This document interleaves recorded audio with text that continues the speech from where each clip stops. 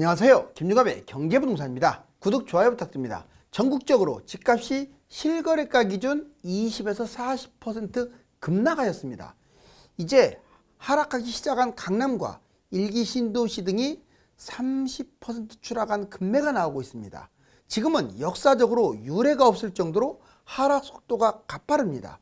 국내외 환경이 워낙 좋지 않은 데다가 지나치게 부풀어 오른 거품이 붕기되고 있기 때문입니다. 이제 때가 다가오고 있습니다. 무조건 현금을 쌓고 대기해야 합니다. 특히 6곳에 주목하십시오. 유료상담은 010-3999-8898 제가 타이밍과 추천을 해드립니다. 전화 주십시오. 70% 대폭락 6곳 무조건 현금 쌓아라. 그때도 먼다. 진짜 지금 심각해요. 얼마나 심각한지를 보여드릴게요. 자, 여기 시한폭탄 정말 언제 터질지 모르는 그러한 환경이네요. 자, 집값 폭락 정부 규제 완화 신속하게 추진됩니다. 이제 집값이 떨어지고 있잖아요. 무섭게. 그러면 정부가 방치할 수가 없어요. 너무 빨리 떨어지게 되면요, 문제가 생기기 때문에 잘못하면 경제 위기가 발생할 수도 있어요. 그래서 이제 속도에 맞춰서 규제를 완화한다든가 부양책을 쓸 수밖에 없습니다. 자, 오죽하면 서울시장도 나서서 집값 생각보다 빠르게 떨어져 규제 완화 융통성 생길 것이라고 지금 말하고 있고, 그 다음 국토교통부 또는 부총재까지도 지금 그런 얘기를 하고 있잖아요. 자, 먼저 규제 완화에서 가장 큰 게 공급 대책입니다. 근데 이게 지금 화근이 되고 있는 거예요. 전국에 270만 원 확대, 수도권 158, 주로 수도권에 많이 밀집돼 있고 22년에서 26년 계획상으로는 상당히 빨리 하겠다는 뜻 아닙니까? 이게 집중하겠다. 더군다나 다주택 매물이 쏟아져 나와요. 이거 합쳐서 1000만 가구예요. 바로 이 공급대책, 그전에는 집값이 막 계속 오르기만 했잖아요. 이 공급대책을 지나치게 서두르다 보니까 결과로는 분양이라든가 매물이 계속 쏟아져 나오면서 하락할 것이다. 자, 이것 때문에 이러한 기대감, 이러한 우려 때문에 지금 사람들이 집을 매수 안 하는 것도 커요.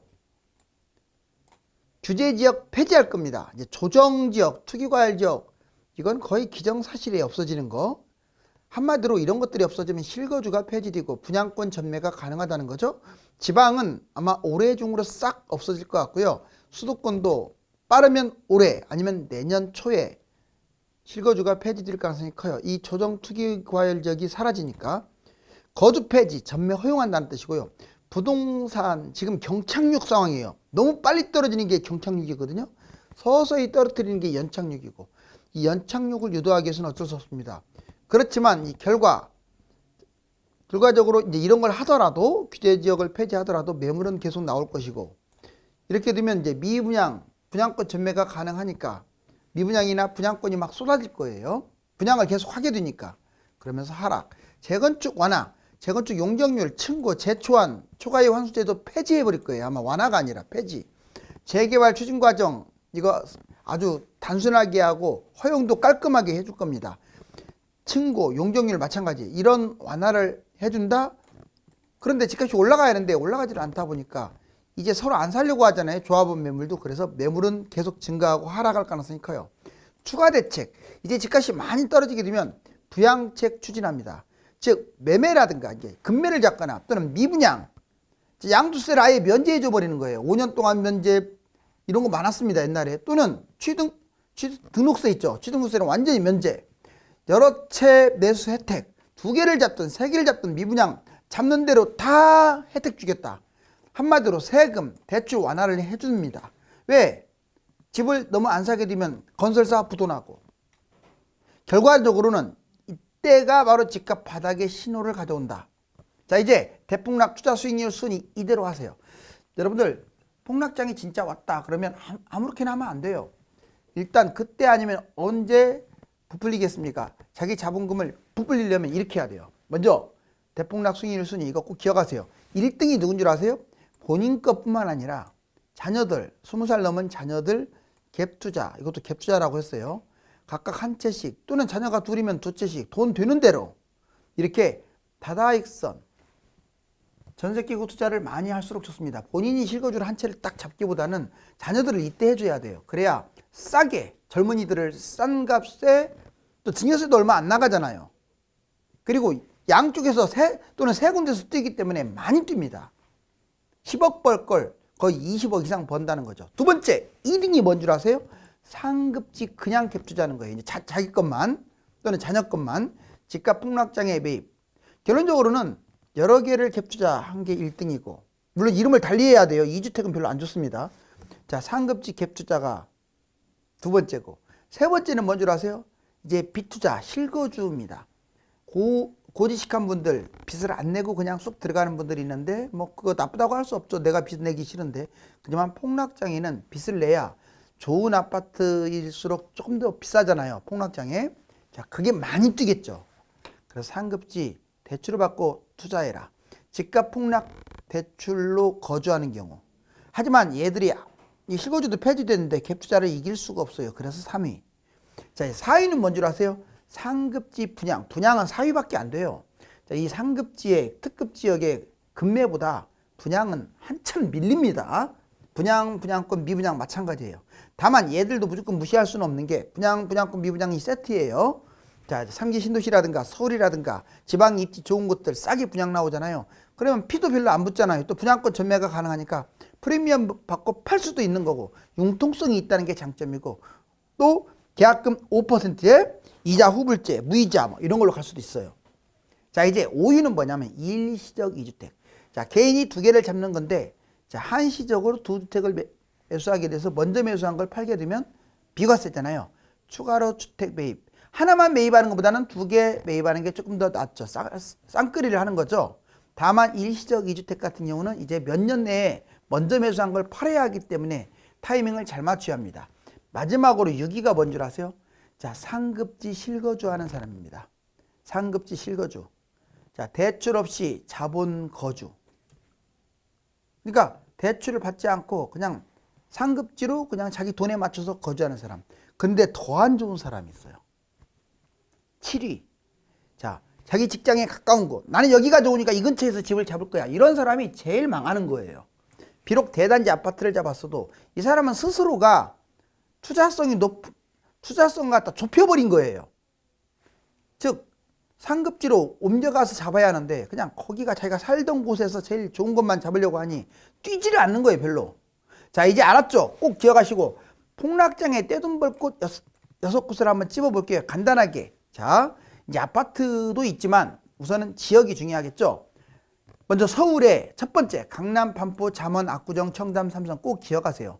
무조건 한강 라인으로 접근하는 게 1등이에요. 강남에. 두 번째, 강남 기타, 이제 테헤란로 라인 쪽이고, 또는 용산, 한강변, 뭐 도심. 이제 점점 좋은 곳에서 나쁜 곳으로 가는 거죠. 그리고 서울 전체, 결론적으로 서울 전체까지 잡으면 좋습니다. 아무튼 1번, 2번, 두 곳. 그 다음에 경기도 볼까요? 먼저 1, 2기 신도시는 다 좋다고 봐요. 특히 분당이라든가 1기에서 분당이라든가 아니면 평촌은 비싼 곳들이기 때문에 그런 곳들이 많이 빠질 거 아니에요? 그리고 2기 신도시도 위치가 좋은 뭐 판교, 유래, 광교 이런 데가 많이 빠질 거 아닙니까? 거기가 좋습니다. 그리고 택지지구들. 그리고 3기 신도시는 아무데나 좋은 게 아니에요. 서울하고 강남에 가까운 곳, 분양가가 비싼 곳이 가깝다라고 보시면 돼요. 바로 이곳으로 접근하는 거예요. 이게 세 번째로 좋습니다. 그 다음에 네 번째, 과천, 광명, 성남, 용인, 하남, 안양, 의왕. 자, 바로 이게 위성도시에서 경기도에서 최고 좋은 지역이에요. 여기서 거론하지 않는 곳들은 별 볼 일 없는 곳들이 많아요. 꼭 거론한 곳들 중심으로 잡고, 지방은요, 이제 다섯 번째, 세종이 누가 뭐래도 으뜸입니다. 수도권에서도 가깝고요. 그 다음에 부산 해운대, 수영구, 남구, 그 외에는 보지 마세요. 대구는 수성구 하나 조금 봐줄만 하고, 대전 같은 경우는 유성구 정도? 네. 그리고 이거 위에 마지막 여섯 번째, GTX, SRT. GTX가 있는 곳들은 폭락장에 잡게 되면 또 신고가 찍고 많이 오를 가능성이 높아요. 자, 이제 전국 집값 벌써 20에서 50% 폭락. 진짜 심각합니다. 강남 불패, 강남이 더 패한다. 제목에서 오히려 하잖아요. 뉴스에서. 130억 롯데 시그널도 공매로 전락해버렸어요. 안 사는 거야. 이제 막 추락하니까. 강남은 그때 없어서, 매물이 없어서 못 샀는데. 자, 서울, 강남, 경기, 인천, 광역, 지방으로 나눠서 폭락 상황을 볼까요? 자, 강남은 이제 빠지기 시작했어요. 불과 한두 달밖에 안 됐어요. 그런데 여기 무서워요. 삼성일스 27억 20억, 마이너스 7억 빠져서 27% 빠졌고, 잠실 엘스 27억 20억, 마이너스 7억 27% 빠졌고, 마곡 13단지 14억, 이 9.8억으로 4.2억 빠져서 마이너스 30%를 넘겼습니다. 지금 서울하고 강남이 30% 초과한 곳들이 막 나오고 있어요. 그러면 1년 정도 빠지게 되고 세종처럼 1년 정도 빠지면 끔찍하겠죠. 자, 경기도 인천은 더 심각합니다. 시흥, 장현, 대동, 청구 하나 예를 든 거예요. 8억이 5.3억, 3.3억이 빠져서 마이너스 33%. 어마무시하죠.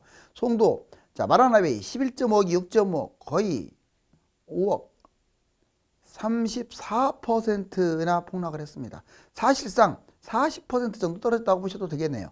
분당, 청구, 이제 분당이 그렇게 안 빠졌잖아. 이제 빠지기 시작했는데 16.3억이 11.7억, 마이너스 4.6억, 28% 거의 30%나 추락을 했어요. 어떻습니까? 이제 빠지기 시작하는 곳들 막 빠지고 있죠. 자, 지방은 더 끔찍합니다. 지방이 취약하다고 제가 누차 옛날부터 노래를 했어요. 자, 이 지역만 그러지 않아요. 이제 앞으로 여러분들이 지방에 살고 있는 아파트들은 다 이럴 거예요. 세종, 다정, 가온, 4단지 11.3억이 7.3억, 마이너스 4억으로 무려 40% 폭락을 했어요. 대구, 침산, 화성파크 7억이 3.8억, 3.2억 빠져서 무려 45% 폭락. 대전, 도안베르디움 8.9억이 5.1억, 마이너스 3.8억, 무려 45%. 어떻습니까? 지방은 벌써 45%. 지금 9개월에서 1년 빠졌거든요. 만약 얘가 2년 빠진다고 생각해 보세요. 제가 지금 제목이 뭡니까? 자, 70% 대폭락. 이거 웃을 일 아니에요. 지방부터 나올 거예요. 예전에는 지방이 이렇게 안 빠졌어요. 왜 이렇게 안 올랐기 때문에. 근데 이번에는 달라요. 지나치게 거품이 심해요. 지방이. 물론 수도권도 거품이 심하죠. 지금 대폭락이 위험한 이유는 부동산 대폭락 전조 스멀스멀 일각선 내년 하반기로 거론됩니다. 왜 위험할까요? 대폭락이. 옛날에도 위험했지만 왜 지금은 더 위험하냐. 전국 집값 위험, 2013년 버블 7. 옛날에는 특정 지역, 이때만 여기만 빠졌어요. 근데 지금은 25년 전국 모든 곳이 거품이 심합니다. 다 폭락이에요. 특정 지역이 폭락하는 게 아니라 다 떨어진다고요. 2013년은 중대형 위주로 떨어졌는데 2025년에는 소형부터 시작해서 모든 평형이 폭락을 해요. 2013년 수도권 중심으로 떨어졌잖아요. 지방은 별로 안 떨어졌어요. 25년 전국이 난리 날 겁니다. 특히 지방이 더 난리 보여졌잖아요. 아까. 이번에는 모든 부동산이 위험합니다. 2013년에는 아파트만 주로 떨어졌어요. 근데 25년 이제 이때를 바닥으로 잡았을 때, 자, 아파트가 아니거나 또는 주택이 아닌 것들이 더 많이 떨어져요. 그 다음에 2014년 대단지 폭락, 이제는 중소형 단지 나홀로 아파트도 폭락합니다. 2013년은 0에서 60% 떨어졌는데 이제는 더 떨어져요. 20에서 80%. 많이 오른 것은 더 떨어집니다. 인구 공급 위기가 처음으로 생겼죠. 자, 2013년 공급만 넘쳤어요. 2기 신도시 때문에. 25년 인구도 급감, 3기 신도시 공급 과잉. 2014년에 인구 문제가 없었는데 25년에 생산인구, 저출산, 고령화 이런 문제가 터졌고 1인 가구 증가. 2013년 지방 문제가 없었는데 25년에는 지방이 계속 인구가 감소되고 상경하는 사람들이 늘어나고 있어요. 자, 여기 보세요. 세계 경제를 봤더니, 자, 보니까 유로, 저머니, 프랑스, 이탈리, 스페인, 그 다음에 자펜, 영국, 캐나다 이렇게 쭉 있어요. 선진국들 보면 21년보다 5.2, 지금 2.5, 1.4, 5.7, 2.3, 1.0. 23년으로 갈수록 경제 성장률이 지금 줄어들어요.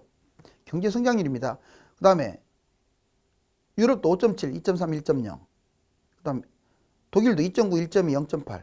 저기 보세요. 다 뒤로 갈수록 특히 23년이 더 안 좋아요. 23년이 예상이 더 좋아야 주식이 반등을 하는 거거든요. 22년 초반기나 중반기 때 반등한다고 해요. 23년에 뛴다라고 생각하면. 근데 더 안 좋기 때문에 주식도 더 추락할 것 같아요. 부동산은 더 빠질 것 같고요. 이거 개발도상국도 똑같습니다. 23년일수록 더 안 좋아요. 자, 경제성장률 23년이 22년보다 좋지 않다. 경기 침체 요인, 물가, 금리, 러우 사태 때문에 세계재산 예측 현황, 부동산 최소 1, 2년은 하락 예상, 주식 가상화폐 23년이 더 안 좋을 가능성이 커요. 올해가 끝이 아니라는 거죠. 환율, 달러는 계속 강세, 원화 소폭 하락, 원화만이 아니라 다른 것들 계속 하락할 거예요. 다른 나라 화폐들. 금, 안전자산을 선호해서 소폭 강세. 핵심은 미국, 중국, 유럽 경제 회복이냐, 경제 침체냐, 경기 위기. 이 세 곳을 꼭 집중적으로 봐야 돼요. 집값 대세 하락. 자, 보세요. 올랐다가 떨어졌고, 올랐다가 떨어졌고 올랐다가 이제 떨어질 텐데 이때 떨어질 때는 자 1기 신도시 물량 때문에도 떨어졌고 IMF가 터졌죠. 그 다음에 이때 올랐다가 떨어질 때 보세요. 2기 신도시 매물이 터졌고 미국발 문제도 터졌어요. 그 다음에 올랐다가 지금 터지고 있는데 코로나가 껴있죠.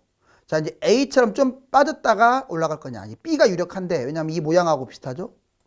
이렇게 이게 이렇게 떨어져도요 거의 3, 4년 떨어지는 거예요. C는 1분짝 난다는 건데 가능성은 적어요. 이때는 또 3기 신도시가 A는 경제 회복, B는 경제 침체, C는 경제 위기. 연도별로 쭉 나와 있죠? 22년 연말까지 한미 기준금리 예상을 해볼게요.